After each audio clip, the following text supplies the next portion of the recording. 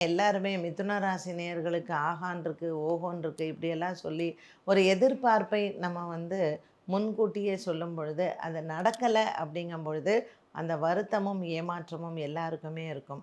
இந்த 2025ல குரு பகவான் உங்க ராசிக்கு தான் வரப்போகிறார். ஸோ ஜென்மத்தில் வரக்கூடிய குரு பகவான் கண்டிப்பாக உங்கள் உடல் ஆரோக்கியத்தில் ரொம்ப ரொம்ப கவனமாக இருக்கணும்.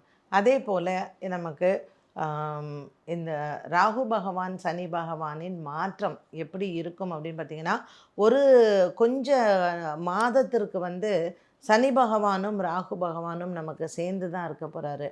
அப்போ இந்த மிதுன ராசிக்காரர்களுக்கு உங்களுடைய ராசியில இருக்கக்கூடிய குரு, 10ஆம் இடத்துல இருக்கக்கூடிய சனி, ராகு.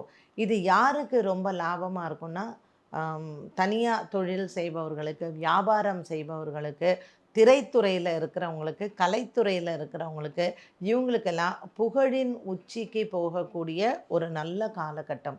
சனி பகவானும், ராகு பகவானும் 10ஆம் இடத்தில் உங்களுக்கு தொழில் சார்ந்த விஷயங்கள்ல உங்கள் முயற்சிக்கு நல்ல எனக்கு இவ்வளோ நாள் எனக்கு அங்கீகாரமே கிடைக்கல அப்படின்னு ஏங்குறவங்களுக்கெல்லாம் நல்ல அங்கீகாரம் கிடைக்கக்கூடிய ஒரு காலகட்டம் அப்படின்னு சொல்லலாம்.